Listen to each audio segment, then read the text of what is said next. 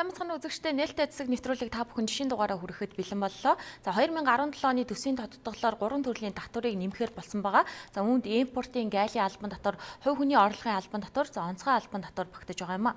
За эдгээр татварт одоо ямар өөрчлөлт хэрхэн орж байгаа? За иргэдэд үнэхээр хүн дээр тусах уу гэдэг асуудлыг энэ удаагийн нээлттэй эцэг нэвтрүүлэг үзэгч та бүхэнд хүргэх болно. Хүн амын орлогын албан татварын хувь хэмжээний хувьд яах нь гэхээр олон улсын жишг нь бол үндсэндээ яах нь гэхээр өсөн нэмэгдэх буюу шаталтай хувь хэмжээ хэрэгэлдэг хандлага нийтлэг байгаа л да. За манай нийт хөдөлмөр эрхлэгчдийн маань 95% нь сая 500 хүртэл одоо цалин авдаг. Энэ бол зөв шүү дээ. Яг л орлогын ялгаагаар л татвар авчих хэрэгтэй байхгүй юу? Хэд хэдэн төрлийн татвар бол нэмэгдсэн гэдгийг бид онцолж байгаа. Тэгэхээр хамгийн гол нь одоо эдгээр нэмэгдсэн татвар нь за нийт иргэдэд биш одоо нийгмийн өндөр орлоготой хүмүүст татварын одоо ачаалал илүү мэдрэгдэх юм нөлөөлөл бол байгаа гэдгийг бол онцолж байгаа юм а. За жишээ нь одоо ариг тамхи хэрэглэдэггүй. За эсвэл одоо хаяаны хөргөлдөг хүнд бол одоо ийм татварын зохицуулалт бол одоо тэгж их одоо дарамт болж нөлөөлөхгүй байхаар зохицуулсан гэсэн тайлбарыг өгч байгаа юм. За 2017 оны төсвийн тодтголоор сүүлийн одоо 10 гаруй жил үргэлжилсэн хавтгаарсан халамжийг бол танаж чадсан гэдгийг бас онцолж байгаа юм а. За ер нь бол цаашдаа бол энэ хавтгаарсан халамжийг бол зэгцлэх эхлэл бол тавигдсан гэдэгтээ эдийн засагчид ч гэсэн санал нэг байгаа юм а. За бензиний онцгой албан татварыг энэ оны 7 дугаар сарын 1 болон 10 дугаар сарын 1-нд тус нэмнэ. За мөн хадгаламжийн хүүгийн орлогод татвар ноогдуулалт, за суудлын автомашины онцгой албан татвар, импортын тамхинд ноогдуулах гайлын албан татвар бол бүгдээрээ одоо энэ оны 5 дугаар сарын 1-ээс бол нэмэгдэхээр байгаа. За бусад татвар буюу хувь хүний орлогын албан татварын шатлал, нийгмийн даатгалын шимтгэл, за тамхи согтууруулах ундааны онцгой албан татварын нэмэгдэл. За 2018 оны 1-р сарын 1-ээс бол хэрэгжихээр болж байгаа юм байна. За амын орлогын албан татварын хувьд 4 шатлалтай болж өөрчлөгдсөн байна. За өөрөөр хэлбэл 240 мянган төгрөгийн цалинтай хүн бол одоо татвар төлөхгүй. За харин 240 мянгаас 1.5 сая одоо хүртэлх төгрөгийн цалинтай иргэд бол 10%. За 1.5-аас 2.5 сая төгрөгийн цалинтай нь бол 15%. За 2.5-аас 3.5 сая төгрөгийн цалинтай бол 20%. За 3.5 саяас дээш төгрөг бол одоо 25% татвар төлдөг болж байгаа юм байна. За хөдөлмөрийн өсний доод хэмжээ бол 240 мянган төгрөг болсонтой холбогдуулан одоогийн 84 мянган төгрөгийн татварын хөнгөлөлтийг бол 2018 онд 120 мянга, за 2019 онд 160 мянга, за 2020 онд 200 мянга, за 2021 онд 240 мянган төгрөг байхаар зохицуулалт хийж байгаа юм байна. За татвар төлөгчдийн дийлэнх хэсэгт нь бол одоогийн 10% татварын ногдуулалтыг бол хэвээр үлдээрэхээр зохицуулсан байна. За манай нийт хөдөлмөр эрхлэгчдийн маань 95% нь сая 500 хүртэл одоо цалин авдаг. Тэгээд дунджаар нэг 800 мянган төгрөг гэсэн энэ судалгаа байна. Тэгэхээр энэ хүмүүст маань болохоор энэ шатлал нэмэгдэж байгаа нь бол нөлөөлөхгүй маа. Энэ сая 500-аас 2 сая 500 дээр 15% гэж штэ тийм үү. Тэгэхээр энэ яг зөрүүн дээр нь сая 500 2 сая 502-ын зөрүүн дээр нь 15%-аар ногдуулна. Жишээлбэл би 2 сая 500-гийн одоо яг татвар ногдох орлоготой байлаа гэж бодоход эхний сая 500 дээр нь 10%-аар ногдуулчаад зөрүү сая төгрөг дээр нь 15% ногдуулна гэсэн үг л дээ. Ачаал бол ерөнхийдөө бага гэсэн үг. Энэ бол зөв шүү дээ. Яг л орлогын ялгаагаар л татвар авчих хэрэгтэй байхгүй юу? Орлого ихтэй одоо өндөр орлоготой хэсэг бол мэдээж ахиухан татвараа төлөх нь зөв. За орлого багтаа гэдэг юм уу? Энэ хэсэгт нь бол оногдох хувь хэмжээ бол бага л байх ёстой. Энэ удаа татварыг нэмэх тэм шийдвэр гаргачлаа л да. Энэ бол хэр оновчтой юм гэдгийг бол одоо амьдрал харуулах байх. Хүн амын орлогын албан татварын хувь хэмжээний хувьд яах нь гэхээр олон улсын жишг нь бол үндсэндээ яах нь гэхээр өсөн нэмэгдэх буюу шатлтай хувь хэмжээ хэрэгэлдэг хандлага нийтлэг байгаа л да. Монголд ч гэсэн үндсэндээ гэхээр ер нь зах зээлийн эдийн засгийн харилцаанд Орсноос хойш анх одоо 90 онд гэх чинь 4 шатлалтай 2-оос 45% гээд байсан. 2007 оны хүртэл үндсэндээ яасан гэхээр ер нь шатлалтай явж ирсэн. Тэгээ 2007 оноос хойш үндсэндээ шатлалгүй одоо нийтийн нэгцэн хувь хэмжээтэй болгоцсон шүү дээ. Тэгэхээр ер нь цаашаад яах ёстой вэ гэдэг дээр яах нь вэ гэхээр ер нь ялгаатай хувь хэрэглэх ёстой. Ягаад тэгэхээр ялангуяа хүн амын орлогын албан татварууд орлогын ялгаатай байдлыг зөөлрүүлэх те төлбөрийн чадварт нь тохирсон хэмжээгээр татвар ногдуулах гэдэг үүднээсээ шатлалтай байх ёстой. Онцгой албан татварыг за арх тамхи суудлын автомашинд оногдуулж байгаа. За тамхи цогтууруулах ундааны онцгой албан татварыг 2018-аас 2020 он хүртэл бол шатлалтаагаар 20% нэмэх юм байна. За харин автомашины татвар бол эх 5 дугаар сарын 1-ээс мөрдөгдөнө. За үйлдвэрлэсэн оноос хамааруулан суудлын автомашины онцгой албан татварыг 3-аас 15%, за тансаг буюу том оврын хөдөлгүүрийн багтаамж ихтэй автомашины онцгой албан татварыг бол 40-оос 250% нэмэгдүүлж байгаа юм байна. За гэхдээ одоо 250% хүртэл гэдгийг бол одоо мөнгөн дүнгээр тооцох юм бол 4 саяас 47 сая төгрөгөөр одоо нэмэгдэхээр байгаа юм байна. За олон улсад одоо онцгой албан татварыг бол байгаль орчин нийгэмд сөрөг нөлөө үзүүлдэг бараа бүтээгдэхүүний одоо хэрэглээг хязгаарлах зорилгоор бол ноогдолдог байгаа. За тиймээс энэ төрлийн татварыг бол одоо хамгийн мэдрэмжгүй татвар гэж үздэг. За өөрөөр хэлэх юм бол хүний одоо хамгийн наазахыг хэрэглээ болох одоо өдөр тутмын хоол хүнстэй адилхан байнга одоо хэрэглэгддэггүй гэж үздэг байгаа. За иргэдийн хувьд нийтлэг одоо унаа болсон Prius машины одоо татварт одоо ямар өөрчлөлт зохицуулалт орж байгааг бид тодорхойлсон юм аа. Prius автомашины хөдөлгүүрийн багтаамж нь 1.8 литр дунджаар байдаг гэж тооцох юм бол 0-оос 3 жилийн насжилттай шинэ Prius автомашин би импортоор оруулж ирлээ гэхэд сая 150 төгрөгийн 4-6 жилийн насжилттай байх юм бол сая 600 мянган төгрөгийн татвар төлөх юм. Энэ татвар маань юу гэсэн үг вэ? Яг ногдуулах ёстой дүнгийнхэн 50% гэсэн үг шүү дээ. 50% өнгөлтийг нь бол хос хөдөлгүүрт автомашин дээр бол хэвээр нь үлдээж байгаа. Насжилт нэмэгдэх юм бол татвар нэмэгдэнэ л гэж ойлгох. Машиныхаа одоо марк юм уу нөгөө нэг чиглэлэл нөгөө багтаамжаар нь шалтгаалаад авах хэрэгтэй гэж боддог. Жишээ нь одоо нийтээр маш их эзлэхүүн эзэлж байгаа машинууд байна шүү дээ. Тэр дотор ч бас агаарыг бохирдуулж байгаа нөлөөлөл бол маш их байгаа л гэж бодож байгаа. Ер нь зөв шүү дээ. Ер нь арх тамхинд бол татварыг бол нэмж явах хэрэгтэй. Машины тоо арай хэтэрчээд шүү дээ. Бараг хүнээсээ илүү машинтай болсон. Татварын нэмжээжлэн нь багасах гэж боддог шүү дээ. Татвар байх ёстой арх тамхи дээр татвар нэмэгдэж би юу яах болвол сөрөг нөлөө нь багасах болов гэж бодоод л юм л та. Банкны бүх төрлийн хадгаламжийн хүүгийн орлогод 5 дугаар сарын 1-ээс эхлэн 10% татвар ноогдуулахар болсон. За одоогийн хуулиар бол 100 сая төгрөгөөс дээш 12 сар хүртэлх хугацаатай хадгаламж, за эсвэл 100 сая төгрөгөөс дээш хугацаагүй хадгаламжаас бусад төрлийн хадгаламжийн хүүгийн орлогыг бол 2018 оны 1-р сар хүртэл татвараас чөлөөлсөн байсан.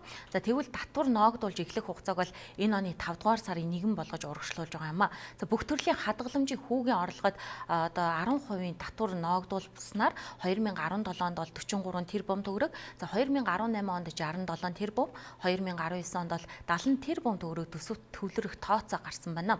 За энэ татварын талаар эдийн засагч судлаачид ямар байр суурьтайгааг одоо үзүүлье. Хадгаламжийн хүний орлогын одоо татвар гэхэд чинь хадгаламжаас нь авж байгаа юм биш. Тэр хүн хэдэн төгрөг хадгалуулсан тэр хадгаламжаа авна. Гагцгүй тэр хадгаламжинд одоо ноогдох хүнийх нь орлогын одоо 10%-ийг төсөвт авахар болсон нь бол энэ болохгүй гэх асуудал байхгүй. Тэгээ яагаад тэгэхээр зэрэг ер нь манай хадгаламж эзэмшигчдийн 20 хүртэлх сая төгрөг нь бол даатгдсан байдаг. Тэгээд нийт хадгаламж эзэмшигчдийн цөөхөн хувь нь нийт хадгаламжийнхаа маш их хувийг эзэлдэг учраас энэ татвар бол тэр хэмжээний хадгаламж эзэмшдэг хүмүүст бол нэлээд одоо тусах бах. Тэрнээс бусад хадгаламж эзэмшигч нарт бол нэг тэгж орлогонд нөлөөлөх үсээр бол одоо нэмэгдэхгүй гэж бол харагдаж байгаа л да.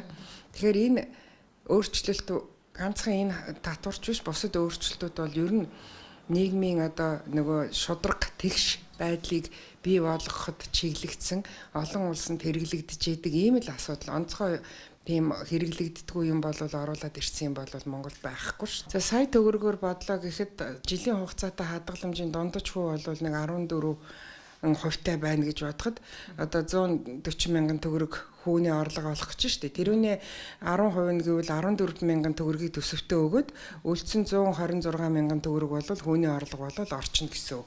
Тэгэхээр зэрэг цаад утгах нь агуулга нь юунтай байна вэ гэхээр зэрэг одоо 126 мянган төгрөгийн орлого олох боломж олгож байгаагийн хувьд төрдөө 14 мянган төгрөгөөр одоо татвараа төлчлөө гэж л ойлгох хэрэгтэй. Манайх бол баг одоо татвартай орондоо ордог штеп. Зарим өндөр хөгжилтэй орнууд Франц ч гэдэг юм уу Англи гэдэг ийм орнуудад жишээлх юм бол одууд гэж ярьдаг шүү дээ тий. Одоо урлагийн одууд ч гэдэг юм уу. Тэд нэр болвол орлогынхаа 45-аас 75%-ийг татвар төлдөг байхгүй юу.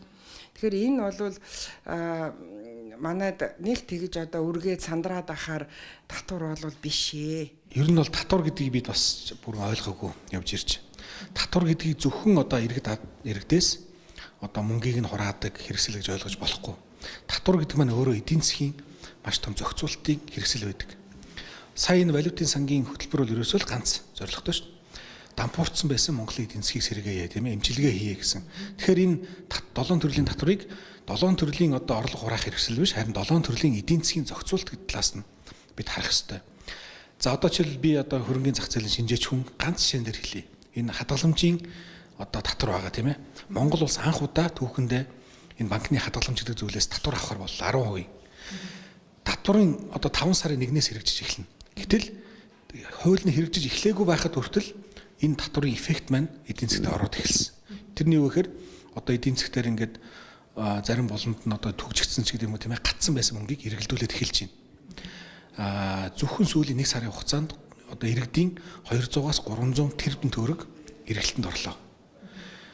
Энэ эргэлтэнд орсноороо эдийн засгтэр ямар нөлөө үүсчихэ нэхэр одоо засгийн газрын бондын хөв бүтэн 1% буурлаа. Тэгэхээр энэ одоо зүйл ерөөсөө энэ валютын сангийн хөтөлбөрийн одоо үр дүнгээс өсөж байгаа зүйл байхгүй юу? Эдийн засгийн зохицуулт гэдэг нь. Энэ зохицуултаас яасан бэ гэхээр одоо зээлийн хөв буурах нөхцөл бүрдэл гэж ойлгох хэрэгтэй. Ер нь миний тооцоогоор бол одоо иргэд одоо аж ахуй нэгжийн энэ банкны хадгаламжийн хөвнөөс татвар авдаг болсноороо 1 жилийн дотор хадгаламж 1 оронтой тоонд, ер нь 2 жилийн дотор одоо бизнесийн зээл 1 оронтой тоонд орно гэсэн хүлээлттэй байгаа юм. Миний эргэн тойрон тойрон хүрээллийн маань хувьд одоо ер нь хөрөнгөний зах зээл рүү орох хэрэгтэй байна, байгууллагын хувьцаа авах хэрэгтэй байна. Ядаад л одоо нөгөө татвар шимтгэл авахгүй гэдэг үүднээс нь одоо засгийн газрын бонд худалдаж авъя гэдэг тийм яриа байна. Авто бензин, дизель түвшинд ногдуулдаг онцгой албан татварыг буцаан 2 үе шаттайгаар буюу энэ оны 7 дугаар сарын 1, за мөн 10 дугаар сарын 1-нд нэмэгдүүлэхээр болсон. За өнгөрсөн оны сүүлийн хагас жилээс эхлээ Америк доллартай харьцах төгрөгийн ханш суларч газрын тосны бүтээгдэхүүний худалдаа эрхэлдэг аж ахуй нэгжүүдийн зардал өсч, за жижиглэнгийн үнд бол өөрчлөлт оруулах нөхцөл үүсэж байсан. За тиймээс засгийн газар жижиглэнгийн борлуулалтын үнийг тогтворжуулах зорилгоор яаралтай арга хэмжээ авч авто бензин, дизелийн түвшний одоо онцгой албан татварын хувь хэмжээг бол 3 удаа бууруулсан байдаг. Тухайлх юм бол 2016 оны 10 дугаар сард 1.5-аас 2.6 дахин, за 11 дугаар сарын сүүлээр бол 1.6-аас 4.3 дахин. За үүний дараа энэ оны одоо 1 дугаар сарын сүүлээр мөн л 2.6-аас 5.3 дахин бууруулсан байдаг.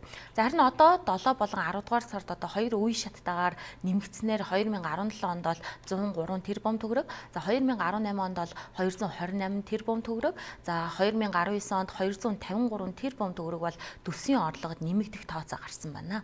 Энийг үе шаттай нэмэгдүүлж байгаа нь ямар учиртай юм бэ гэхлээр шууд нөгөө нэг одоо дотоодын борлуулалтын үнд шок үзүүлэлгүйгээр бас тодорхой хэмжээний үе шаттай шокийг бууруулах зорилгоор ингэж үе шаттай нэмэгдүүлж байгаа маа. Одоогийн байдлаар бол 90 хүртэл октантай авто бензин 1 тонн дээр 50 мянган төгрөг ба. 90 дэш нь 30 мянган төгрөг ба. Дизель түвшин дээр 70 мянган төгрөг ба. За 7 сарын 1-нд болохоор авто бензин дээр 160 мянган төгрөг болно, 1 тоннд ногдох татварын хэмжээ 160 мянган төгрөг болно, дизель түвшин дээр 180 мянган төгрөг болно. 10 сарын 1-нд авто бензиний онцгой албан татвар тонн тутамд 260 мянган төгрөг болоод дизель түвшнийх 280 мянган төгрөг болно. 3 удаа бууруулахаас өмнө авто бензин дээр 400 мянган төгрөг тонн тутамд, дизель түвшлэн дээр 520 мянган төгрөг байсан. За тэгээд 4 сард бол одоо Монгол улс 100-ны дизель шилж байна. Тэгэхээр үнэ л тодорхой хэмжээнд буурна.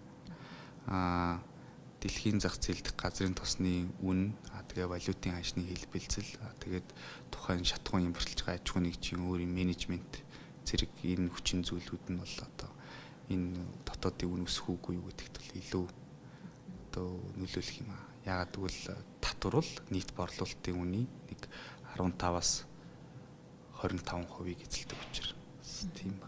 төр татвараа нэмсэн мөртлөө сайд дарга нарын зардал хасагдсангүй гэсэн шүүмжлэл бий. За тэгвэл сайд дарга нарын зардал бол нэмэгдээгүй. За харин олон төсвийг одоо нэгтгэж иргэдэд үзүүлэх зарим үйлчилгээг бол засгийн газар хариуцахаар болсон учраас тодорхой хэмжээнд бол зардал нэмэгдсэн юм дүр зураг харагдаж байгаа юм байна. За тодорхойлбол одоо дараах асуудлуудыг бол төсөвт тусгасан гэсэн мэдээллийг албаны хүн өгч байна. Нэгдсэн төсвийн тэнцвэржүүлсэн нийт орлого бол 6 их найд байхаар харин нэгдсэн төсвийн нийт зарлагын хэмжээ маань бол 8.5 их найд байхаар батлагдлаа. Өөрөөр хэлбэл алдагдал маань бол 2.7 их найд байхаар энэ нь дотоодын нийт бүтээгдэхүүн 10.4% тэнцвэр батлагдлаа л да. Яг тодгол орохоос өмнөх төсвүүдээр бол нэгдсэн төсвийн нийт зарлага бол 8.5 их найд байсан. Тэгэхээр яг энэ дээр зөрүү гарч ирж байгаа 200 тэрбум төгрөгийн нэмэгдсэн харагдаж байна л да. Тэгэхээр энэний тайлбар гэж одоо ард түмэн бол нэлээд нэгч л да. Тэгэхээр энэ дээр бол бид нар бол тодглоор зүгээр юу хийхийг зорьсон бэ гэхээр ерөнхий бол 4 том зорилт дэвшүүлсэн байгаа. За эхний ээлжинд бол нэгдсэн төсвийн одоо бодлого хадгалъя. Тус тусдаа төсвүүд явдаг болио. Энэ зүйлийг одоо хэрэгжүүлэхийн тулд төсвийн одоо сахилга батыг хэрэгжүүлээ. Бүх төсвөө нэгдсэн байдлаар улсыг хурлаараад гишүүдэд танилцуулж батлуулж нэгдсэн нэг төсвүүдээ явъя. Тэгэхээр бид нар бол хөгжлийн банкн дээр явж исэн хөрөнгө оруулалтын зарлуудыг бол төсвийн тухай хуулиндаа оруулаад төсвийн тухай хуулиар одоо баталдаг болж эхэлж байгаа гэсэн үг. Үүнтэй холбоотойгоор бол нийтдээ 172 тэрбум төгрөг одоо хөгжлийн банкн дээр явж исэн хөрөнгө оруулалтын зарлал бол нэгдсэн төсвийн зарлага дээр бол зарлага хэсгээр бол нэмэгдэж орж ирсэн байгаа. Иргэдийн одоо нэлээх эрэлт хэрэгцээг бол хангаж чадж байгаа. Ипотекийн одоо зээлийн үйлчилгээ байгаад байгаа. Ипотекийн зээлийн үйлчилгээг өмнө нь бол одоо Монгол банк бол энэ хөтөлбөрийг хэрэгжүүлж явж исэн. Энийгээ бол төсвийн бүрэлдэхүүн хэсэг болоод нэгэнт одоо энд одоо тодорхой мөнгө гарч байгаа. Тэр мөнгө маань бол манай улсын зарлага талдаа л явж байгаа бол төсвөтөө оруулж батлах нь зөв гэдэг одоо ийм санал шүүмжил байсантай холбоотойгоор бид нар бол мөн төсвийн бүрэлдэхүүн хэсэг болгож оруулж ирсэн байна. Ипотектэй холбоотойгоор бол 111 тэрбум төгрөг төсвүүдээр бол нэмж туссан байгаа. Тэгэхээр энэ маань өөрөөр хэлбэл юу гэж хэлж байгааг бол ипотекийн зээлийг бол иргэдэд одоо үргэлжлүүлэн олгоно. Өмнө нь бол бас олгоцсон байсан их усрууд бол одоо төсвөөс дээр одоо ингэж тусаж явна гэсэн ийм одоо үндсэн одоо зүйлүүд ярьж байгаа. Засгийн газрын үйл ажиллагааны мөрийн хөтөлбөрт тусгагдсан мөн одоо ажлын байрыг нэмэгдүүлэх, эдийн засгийн одоо идэвхийг сайжруулах те одоо чадварыг нэмэгдүүлэх чиглэлээр бол бас атрын 3 дугаар аян мөн махсууны анх дугаар аяныг одоо хэрэгжүүлэхээр засгийн газраас одоо төсөл хөтөлбөрөнд нь боловсруулагдсан байгаа. Үүнтэй холбоотойгоор бол 20 тэрбум төгрөг бол хөрөнгө оруулалт дээр бол мөн туссан байгаа. Сүүлийн 4 жилийн хугацаанд Монгол улсын макро эдийн засгийн тэнцвэр алдагдсан. За үүнийг буцааж сэргээх зорилгын төлөө Монгол банк одоо сангийн яам засгийн газар бол хамтран ажиллаж байгаа гэсэн мэдээллийг бол сангийн яамнаас өгч байгаа юм а. За гадаад дотоод одоо нийт активын зөрөө бол 7 тэрбум орчим Америк доллар болж байгаа юм байна. За энэ бол одоо макро тэнцвэрийг буцаан сэргээхэд одоо шаардлагатай санхүүжилт гэсэн үг. За валютын сангийн одоо үзүүлэх 440 сая Америк долларын санхүүгийн дэмжлэгийг бол бүхэлд нь Монгол банкны валютын нөөцийг нэмэгдүүлэхэд ашиглах юм байна. За Дэлхийн банк, Азийн Хөгжлийн банк, Япон Солонгосоос үзүүлэх санхүүгийн дэмжлэгийг за төсвийн алдагдлыг санхүүжүүлэхэд тодорхой хэмжээг нь зарцуулна. За тооцоогоор бол 2017, 2018, 2019 оны төсвийн алдагдлыг санхүүжүүлэхэд 1.9 тэрбум Америк доллар зарцуулах юм байна. За үлдэж байгаа санхүүжилтийг төсөл хөтөлбөрт зарцуулахаар бол болсон гэсэн мэдээлэл өгч байгаа юм а. За гадны одоо 150 гаруй улс татвараа олж шатлалтаагаар авдаг. За хадгаламжийн хүүгийн орлогод ч гэсэн тодорхой татвар ноогдуулдаг. За манай улсад татвар нэмэгдэх асуудал бол онцгой татвартай арх тамхи автомашинд бол хэрэгжин. Том дүр зургаараа харуул цаашаа санхүүгийн зах зээл олон тулгууртай болж эдийн засаг төсвийн бодлого бол урт хугацаанд сайжрах нөхцөл бүрднэ гэж зарим судлаач эдийн засагчид тайлбарлаж байгаа юм а. Хүн амын орлогын албан татварын хувь хэмжээний хувьд яах нь гэхээр олон улсын жишг нь бол үндсэндээ яах нь гэхээр өсөн нэмэгдэх үе шаталтай хувь хэмжээ хэрэгэлдэг хандлага нийтлэг байгаа л да. За манай нийт хөдөлмөр эрхлэгчдийн маань 95% нь сая 500 хүртэл одоо цалин авдаг. Энэ бол зөв шүү дээ. Яг л тэр орлогын ялгаагаар л татвараа авчих хэрэгтэй байхгүй юу? Үзэгчдээ бид та бүхэнд нээлттэй засаг нэвтрүүлгийн энэ удаагийн дугаарыг хүргэлээ. Анхаарлаа хандуулсанд баярлалаа.